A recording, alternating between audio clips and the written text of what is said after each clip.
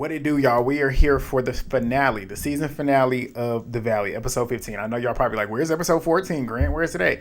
I know. I was going to do it today, but I was like, you know what? I just want to do the finale because the finale, I already knew it was going to give me a lot to talk about, and I got a lot to talk about. I went from being pissed off to laughing Zack at the end. That nigga is crazy. But shout out to y'all, as always, for being here with me this season. Continue to thumbs up the video, drop the comments down below, share. I'm excited about the fact that this was the last time the reunion will be the last time we see Jax. It's sad because we're not going to see Danny and Nia anymore because they basically ran them off the show. But yeah, we'll get into it. Thumbs up the video, subscribe, share the video, post it wherever you got to post it so we can get more people for us next season. But yeah, this finale was a doozy. It was a Zen party, but there was no Zen in that party.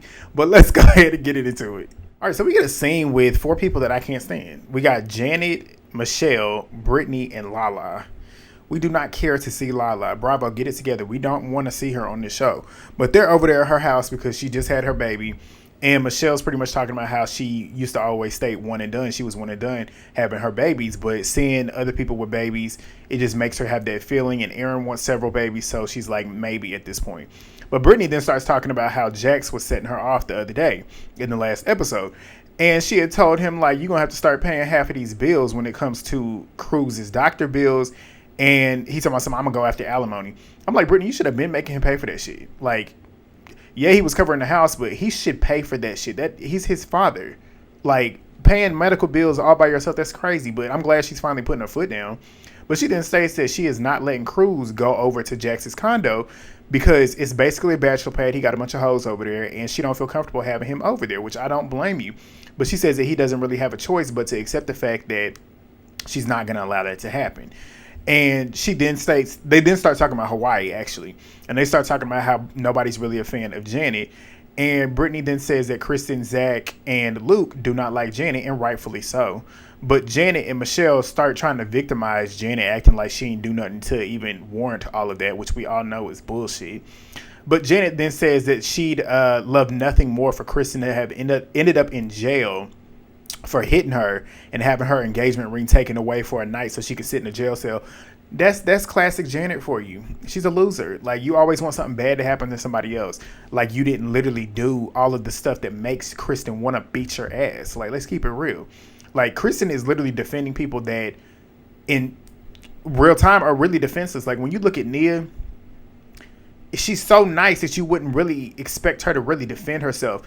And you could tell Janet takes that as weakness, even though we see Nia's not weak. Nia will stand up for herself. It's just like, to a certain degree, she comes off as timid to where it seems like you're going to be easier to get it over on her. Whereas Janet and Kristen, she can't do that shit with Kristen because Kristen going to give her a battle and Kristen might hit her. We all know how Kristen is. Kristen, she's definitely shown a lot of growth over the last season or two, which, like I stated to y'all at the beginning of me doing the season, Kristen, I was not a fan of her on Vanderpump Rules. I was not. But The Valley has literally been her perfect redemption arc. I see that she's put in the work. I see that she's actually trying to be a better person. And she's not wrong in everything that she's calling out. Everything she's calling out is valid and needs to be said. So that's why I'm fully team Kristen. Kristen's my MVP of the season. Like, she truly is. She was the MVP last season because she told the truth then. And we saw this season that everything that she stated was true. And Janet just don't like it because she's calling her out. Like, you're sitting here. If Kristen wasn't on the show, maybe she would be able to get all this shit that she's trying to get accomplished. But Kristen is derailing it and she can't stand it. But Janet then says that she hopes that every time Kristen sees her ring and looks at her ring, she thinks of her. Why would she think of you? Why? Because you weren't there when it happened. So why would she think about it? Like, you were not there when he proposed. So the one thing that she's going to think about is that day. And she'll think of him and she'll think of Danny and Nia being there. You weren't there. So why would she think about it? You just want somebody to think about you. Like, be for real. Then we move to all the boys, essentially, except for Danny, over there at Jax's condo, just seeing how everything is decorated and stuff. He got Cruz's room all set up. They're on the deck. He got a whole stash of beer. Again, you went to rehab to fix your drinking as well as your anger.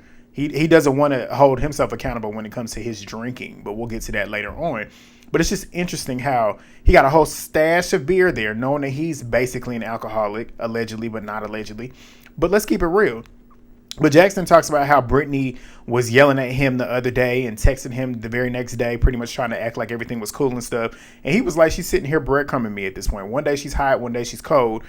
And Jesse and Schwartz, they're up there too as well. And Jax ends up stating that he feels like Cruz's room is going to set him up good as a starting point when it comes to Brittany allowing Cruz to be over there. We'll see. But Jax then claims that he'll never have a girl over there at the house. Who the fuck do you think you're fooling, Jax? Like, who do you think you're fooling? But Jesse then asks, like, where's Danny at? Because Danny's the only one that's not there. Jax starts throwing shade about him drinking alcohol and stuff. And it's just like, you are one to talk. Danny's potential alcohol issue is nothing compared to everything that you got going on in your life. You have alcohol issues, you have anger issues, you have drug issues. You're not right upstairs as a person. You got way more things to worry about than Danny. So for you to be sitting here trying to throw shade and try and talk shit about Danny about whatever he got going on, it's wild. It's rich. But Luke then asked him, like, what is your issue with Danny? Because I just don't get it. Me either, Luke.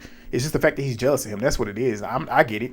But Jackson says that he's two-faced and he's called him 5 times screaming and yelling at him. And then he claims that he had called Nia talking about how he's drunk and can't even walk, pretty much telling her to come get him. And Jack says that his business partners are chastising him because Danny doesn't know how to act. And then Danny turns around and tries to tell him how to be with his wife when you're up here filling up girls at the bar. And it's like, Jax, who are you? Who are you? We know who you are. So you can't talk about anybody. It's like you cannot talk about anybody. Like what Danny says later on, you have no leg to stand on. You don't. But Jason's sitting there sucking Jax off per usual. But Luke is stating that Danny hasn't even drank in 3 weeks. Like, what are you, like, chill out. That's why Luke is my favorite dude on the show. It's Luke and Kristen for me. Like, those two, and then Danny and Nia. Everybody else sucks on this show. Like, if you want to keep it real, those 4 are the only ones that are truly likable. But Jackson claims that he doesn't believe that Danny hasn't drank in 3 weeks. Schwartz was like, he's putting in the work. Like, whether you want to believe it or not, that's what it is. And Luke then says, like, why do you say that you, like, why would you even say that you don't believe that? And Jax was like, well, that's just my opinion. He was like, we all fuck up, but you got to take accountability for what you've done. When have you done it? When have you ever taken accountability for the shit that you've done?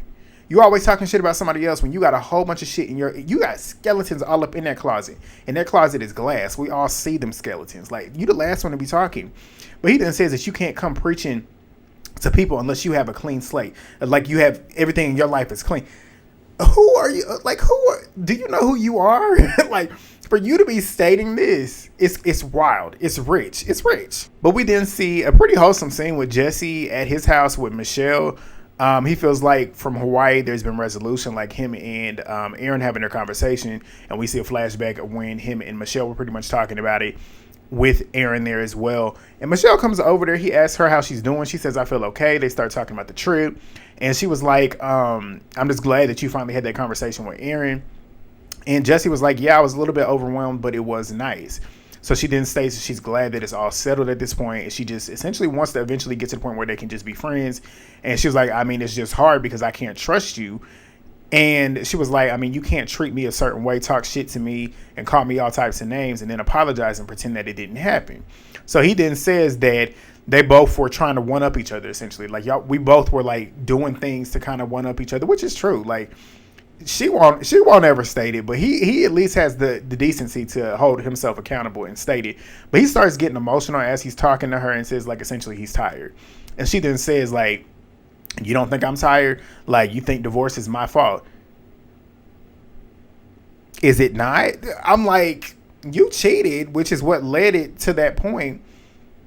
Granted, I'm not stating Jesse is innocent because he's definitely not, but like, you got to take some part in that too, Michelle. Like, are you delusional at the fact that you cheated on him? Because that plays a factor into that. Like, I don't get her. But he then tells her, like, it wasn't your fault. Like, he literally takes that weight off her shoulder and tell her it was not your fault.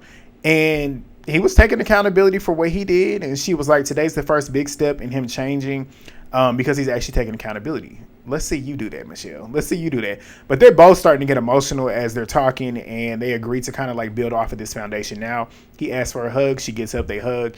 And she says she's choosing to give him the benefit of the doubt and says that she hopes that now after this, they can get to an okay place to where they can eventually like be cordial, be in the same place, and eventually be friends to show their daughter Isabella that they can at least be in a place where they actually like each other. And she then tells him about the Zen party. She invites him there. And for them too, even though I'm not a fan of either one of them, truth be told. I do hope for the sake of their daughter that they can get this shit together and actually be on cool ground where it's not just a bunch of bickering and shit. Because that child does not deserve that. Isabella does not deserve to have a rocky relationship with both of her parents, or at least see both of her parents having turmoil, because no kid needs to be raised in that type of environment. So I hope for them it works. But we get a scene with Brittany at home with Cruz. She's talking about how she's having to make her house her own. Jax is getting taken off of everything. The mortgage, the deed, everything. He getting off of everything.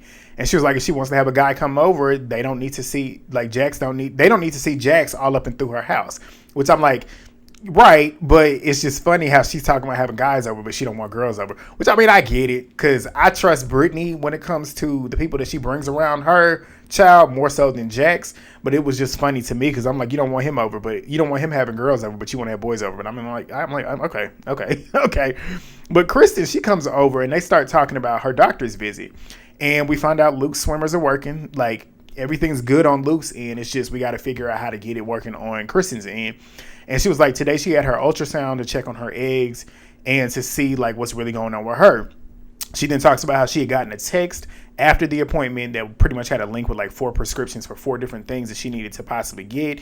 Then got an email talking about infertility, and it was just a lot of infertility talk, which obviously does not make her happy. And she's talking about it's pretty much talking about what's not covered with insurance and stuff. So it's just a lot of things that's just stressing her out. So she then talks about how that word infertile just being so prevalent there in the conversation with the emails. It just made her feel like a statistic at this point. Like, we all know she's 40 plus. I don't know if she's 40 exactly, but she's 40 plus, which that makes you a high risk, and it makes it so much harder for you to end up getting pregnant. But she then states that the doctor pretty much recommended her starting hormones, and she hopes that works. But if it doesn't work, they're going to have to start venturing into those other options. And Brittany pretty much encourages her. Brittany's getting emotional hearing her talk about this. You can tell Kristen is somewhat getting emotional, but she's not really crying. But Brittany encourages her to not be scared, but it's just not what you would envision of how to get pregnant. But just continue to do what you're doing and just experience those things that you have to do to get to that point. But Kristen's like, I mean, it's just not that. It's just I didn't realize that it was going to be today, and to have to swallow that infertile word. I can't even talk. Infertile word. I can't speak today. It just feels like it came out of left field for her. And Brittany's telling her it's going to be okay. Kristen then says, like, this is the most stressed that she's been, and she just doesn't know if it'll ever happen for her. Thank God we all know that it did happen for her, so good for her. We get a quick little scene of Zack out with Benji. They're at a lounge having drinks, and they're talking about how it just feels how Benji feels about being in LA now for 3 weeks now, and he feels like it's a good trial period. And Zack ends up talking about their next big hurdle is his divorce, which happens to fall on his birthday, Zack's birthday. So Benji's talking about how his ex wanted the divorce. He was still in love with his ex, and it was hard. I was like, oh, that's interesting. It's interesting to hear that his ex was the one that filed, which we'll see if that plays into their future, but I hope it doesn't. But okay. But he says that he wants this to work, and he wants to move on with his life and not be tied to the past. Zack says once it's all finalized, maybe wedding bells are next. I said, you moving fast, Zack, but okay. But Zack then starts talking about how it'll be his first time being around Janet at the Zen party since the whole shit that happened in Hawaii. And he then says that the most annoying thing is how Brittany can't see that Janet is doing shit and trying to brush it off, which is true. This is like Brittany got a knack for choosing negative people to be super loyal to. Like when it comes to Janet and Jax, and they both are J names, it's just like wake up. But then she ain't no better, honestly. But he then says that his problem with Janet is how she treated him and lied about so many things, and in order to move forward, there has to be a conversation that needs to be had. But you all know, whenever somebody's holding Janet accountable and she don't know how to say anything else back to hold herself accountable, what does she do? She runs. And she did that later on, but we'll get to it. But Benji then says that it's just weird how she's manipulating things that she's not even a part of. And Zack says exactly, and that's the whole point. Mind your business. But we get a montage of everybody getting ready for the Zen party. Michelle's talking about how much peace she just wants to have now. As we all know, her mom is struggling with her illness, which I hated for her. But she just wants to have some peace, and everybody starts arriving. We all know there's going to be no Zen in this Zen party with this crew, but everybody starts pulling up. She gets everybody together, thanks them for all coming out. She then lets them know about the crystals that she has. She went through each individual crystals to give to each person, wrote notes down for them. She has them all reading the notes. And she talks about how her mom loves crystals and stones. My sister does as well. It's good on energy. It's just like good for energy. Like you want good energy, you got to get into those crystals. But she then talks about how if her and Jesse can get along, everybody else can. It's funny because they started arguing at this, but we'll get to it. But Jax being a bitch, per usual, a punk ass bitch, being negative in his confessionals about it. It's just like, you always negative. That's why nobody wants you around. Like you're negative. But she then has everybody read their notes. We then move to individual conversations where Jax is going to pull Brittany to talk. And he promises her that it's not going to be no drama. And of course, what do you think happened? But he then starts off telling her that he had the guys over and wanted them to see the place. And he tells her that he's pretty much got a universal camera that he wants to set up so that she can see Cruz. Trying to ease her way into actually allowing him to have Cruz over at the house. Don't do it, Brittany. Don't do it. But she then states that when they can get to that point, it would be a great idea. But she just doesn't want him installing cameras in her house and stuff, pretty much trying to spy on her. And he's like, I don't care what you're doing. Lies. You care. You care. But he then states that you would never, you never even gave me a chance before filing for divorce. Why should she?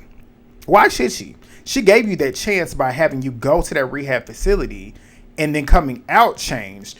But you, the entire time you were in there, you were rage texting her, talking shit, spying on her like a psycho. Who the fuck? I mean, you ruined that. You ruined your chance. You ruined it. And she shouldn't even take you back even after that. And you say you were good in the rehab facility, I still wouldn't. Like, no, if I was Brittany, I still wouldn't, because you're a manipulator. We know you would have came out, manipulated the situation, and acted like you were changed, knowing that you have it, which is what we see later on, but we'll get to it. But she then talks about how she went to the divorce lawyer and showing her everything, all the screenshots, all the text messages, all of that shit. She knew she had to do it before you got out. And she said, essentially, because if I would have saw you, I might not have done it. And she starts crying a little bit. But he then says that you have called me all types of names and stuff. What, haven't you called her fat and shit? Like, what have you done? You act like she's the only one doing it. Like, she finally is standing up to your ass. And that's the good part. That's what you don't like. But she then states that she did it because he tries to gaslight her into making it seem like she can't even handle the house by herself. And he's like, it's not that you can't handle the house, it's the finances. And she said exactly what I was thinking. She said, you're the reason why. Like, hello? You're not paying the mortgage for 7 months. That's going to increase it. Duh. You don't pay your taxes. And she stated that he hadn't paid his taxes in years. You're the reason why the finances would be such a struggle for her. Like, you making it harder for her. If you paid your bills on time, it wouldn't be that big of an issue. But now she's trying to get herself back up because you purposely didn't pay those bills, which is setting her back. And she mentions that too. She was like, you need to realize what I've done to help you in this situation. And he says, I do. But he said, I thought I was doing the right thing by going into getting my own place. And she was like, that's the dumbest thing you could have done, which it is. Because she was like, you put me and Cruz in a rougher place now. And she says, like, you could have waited until my lease was done. And she says, I don't care what you got going on at that condo. Do I believe that? No. Like, you care a little bit. But she should. I mean, honestly, at that point. But he then says that it's a townhouse. Just because she calling it a condo. He's talking about it's a townhouse. And then this is where they start bickering. So he then starts talking about how he thought that he was going to spend the rest of his life with her. Just kind of like trying to gaslight her. And she was like, what do you think? Do you think I wasn't trying to do that too? Of course, we know. But he then talks about how he had went to the facility thinking that there was going to be a chance. And she was like, but you was sitting there rage texting me. Like, you was sitting there rage texting me shit, and you made me block you. And with me blocking you, I've been enjoying the last 2 weeks of my life with my friends and stuff. And he was like, yeah, because you was hooking up with other guys. I said, here we go. Here we go. And she didn't ask. This right here had me laughing. I'm sorry. She asked him if he signed them papers, and he said, I ain't even looked at him. He said, I'm going to have a lawyer look at him on the last day. I'm not going to lie to you, I died laughing. And you know why I died laughing? Because Brittany ain't shit either. So I died laughing in that moment because it was so petty. But she was like, why? And he says, just because. And then she had me laughing here too. She said, you're a narcissist. He gets up and tries to walk away, and she was sitting there calling him a greasy man child. I died laughing. I said, it's about time you stand up to this dude. It's about time. But Janet and her fake ass goes over to Nia, who's over at the bar, getting her a virgin. What does she have? She had a virgin drink, whatever it was. But she goes over there being fake, stating that she knows that things haven't been great. You wonder why? Why is that, Janet? It's because of you. And she says if there's anything that she, talking about Nia, wants to get off her chest, she wants to listen. Don't nobody care to tell you, because you're like talking to a wall. Like, if she even told you what she was feeling, you still wouldn't change it. But Nia thanks her. Janet claims that she knows that she's caused Nia a lot of pain and she doesn't deserve it. Neither does Danny. But Nia then says, like, she's still hurting. And she says she feels like it's more of a, like, I need space and a breather. But she says in her confessional, she don't want to talk to her. And as you shouldn't. Like, you should not. And she says her actions are unforgivable, which they are. They are. But Janet then says, like, if you feel like you need space, that's best. If anything comes up, I'm here. Why would she call you? Why would she call you if anything came up in her life? Like, be for real. But Nia says she appreciates it and walks away, as you should, Nia. Don't give her no energy. But Luke is over there talking to Jesse with Kristen, asking Jesse how he's doing. And he starts getting emotional, talking about he has his moments. He gets triggered easily. He's trying to be growth instead of talking about it. And he goes, talks about going to Hawaii with his soon-to-be ex-wife and her boyfriend. The financial shit, being a single dad, all of that is overwhelming, which I can understand. I definitely can understand. When he started talking about it, I'm like, yeah, that is a lot. That is a lot. But he starts crying and stuff, and Kristen's comforting him. He talks about, like, how starting over with a child is going to be hard as a single dad, which I can only imagine. And he then says, like, the last thing that he wants to do is go to a Zen party, because, like, his life is so stressed. It's so stressful. Like, at this point, it's like I'm at a Zen party trying to be Zen, knowing that my life is everything but that. So he's stressed out about the divorce, thinking about possibly losing the house. Like, all of that shit is stressful. But Luke then says, like, bring your daughter and the dog over to me and Kristen. Like, if you need a break, we need practice. And it's like, yeah, exactly. But Danny, which I'm so happy for both of them that they have their daughter now, so shout out to them. But Danny is telling Nia about him being on his 7th drink of water with lemon. Water. Jax is over there with the boys talking shit, talking about something he probably drinking and he probably drinking. Nigga, worry about yourself. Worry about yourself, because he's not being an asshole. And Brittany, he's talking about Jeffrey Dahmer and stuff. And Brittany overhears it and says the one that's more comparable to Jeffrey Dahmer is Jax. And I'm like, exactly. But Michelle ends up asking Brittany how she's feeling being back at the house. She loves it, obviously, because she changed everything around. Jax is over there talking to Jesse now, talking about I should probably go talk to Danny. For what? For what? Leave him alone. And he's sitting there talking shit. Jesse encourages him to go talk. And Jesse says, like, Jax, in his confessionals, he's saying this, Jax has some chip on his shoulder about wanting to expose the dark side Danny. And he doesn't understand why. And I'm like, I know why, because Jax knows that he's the one that has the dark side. And he wants the heat off of him. And he wants to throw it on to Danny. And he sees Danny and Nia seemingly having a very, very healthy relationship.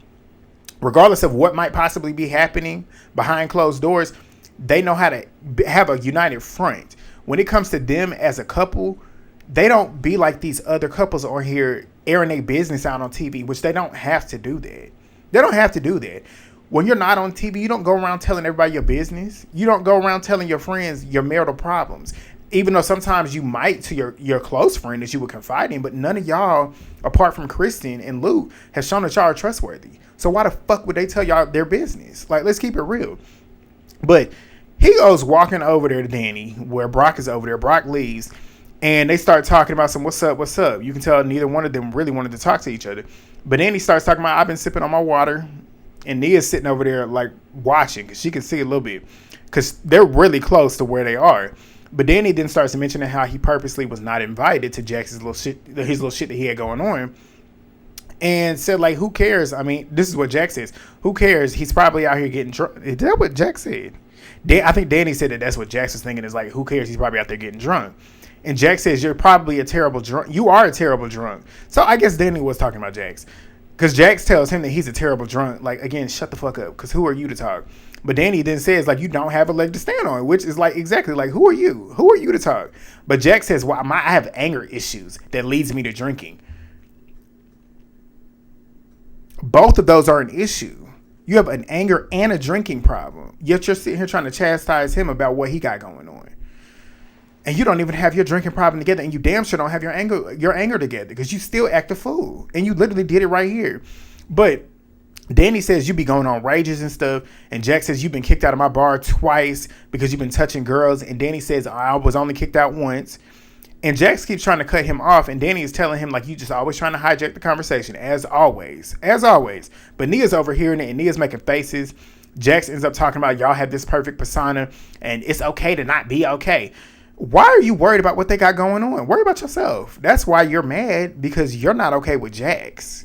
You don't love yourself, so you see somebody else having a happy, loving life that you want to have, and of course you want to come over there and tear it apart because you're not happy with the life that you have. The only way that you're going to be happy is by tearing somebody else's life up. Him and Janet are two peas in a pod, because Janet is the same way. Janet's not happy with who Janet is. But Nia comes walking over, and she's talking about how I almost hit your ass with a car because you was stumbling around drunk. I said, you better get him, Nia. I said, get him. Nia has made me so proud this season, because I was worried. I was like, does Nia have it in her to really get somebody together whenever the time happens? She do. Don't let that sweet shit fool you. Nia will get your ass together.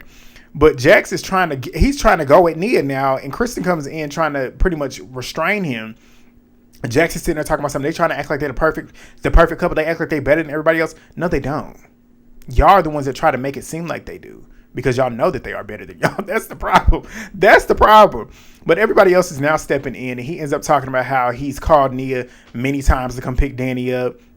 Jesse walks him away, and Danny's talking about how Jax is a pathological liar and sleeps with his staff. All of that I believe. But Danny says in his confessionals, Brittany even knows that, which we all know that's probably true. But he then states that nobody that owns a business should be fucking their staff. I don't disagree with that. I worked one of my jobs fresh out of college. And if one of my coworkers see this, they will probably vouch for me. Many higher ups were fucking the down below. I was like, and I was 21, 22 years old watching that shit. I was like, that's crazy. But they got to the point where one was married and then ended up knocking up one. I got stories for days. If y'all want a story time, let me know. I'll tell y'all one day. But Danny and Nia, they're over there talking now, and Nia, of course, is trying to calm him down as usual. And she's like, that was on camera. Danny was like, Nia, everything is on camera. I was like, exactly. But Kristen is going in on Jax now about how he doesn't know what goes on in Danny and Nia's life, which is true. And Danny then tells Nia that he's hanging on by a thread. He's trying to keep the shit together. But I can't be mad at Danny. Like, I would have probably swung on Jax. And Jax needs to get hit again. Like, when's the last time Jax got hit? When Sandoval hit him, what was it, season 2? He needs to get hit in that Botox-filled face. Because, like, somebody got to do it. Because people like Jax, there's no talking that can get the job done. Sometimes you got to knock somebody out. And it looks like it needs to be him. But Jesse and Michelle, they going at it. Sheena's trying to have a moment with Zack. So, like I said, there's no zen in this party. But Sheena ends up asking Kristen if she's stating that Sheena brought Jenna around to hurt Michelle, which I wouldn't doubt it. But Kristen was like, no. Zack ends up stating that Jenna is not the problem. Janet is. Where's the lie? And then he takes a drink out of her glass of wine. I died when Kristen said, you literally just took her drink. But Kristen was co-signing it. Of course, Janet walks away per usual. Michelle's trying to call her back to finish the conversation. And Zack ends up stating that Janet is trying to destroy people's lives and reputations. Just like she did Kristen. Just like she did Zack. Just like she's trying to do with Danny. Where's the fucking lie? Where is it? But Janet goes running off to Jason. Michelle tells her to come back. She'll help. Kristen then moves Zack out of the way so she can handle it with Janet. Because Zack is getting drunker and drunker, but we'll get to it. But Janet's trying to act like she's not to blame for everything that is coming her way. Zack goes to Brittany and then says, like, if you have her over ever again, I'm over it. He then tells her how she's about to run away from another conversation, and she's just like Jax. Where's the lie? She is. And then this right here had me die. He asked Brittany if she's under another spell, if Janet has her under a spell like Jax did, and then he said she's gonna cut your skin off and she's gonna wear it. I died laughing when I tell you I was so tickled. I was tickled, and Brittany was telling him to stop.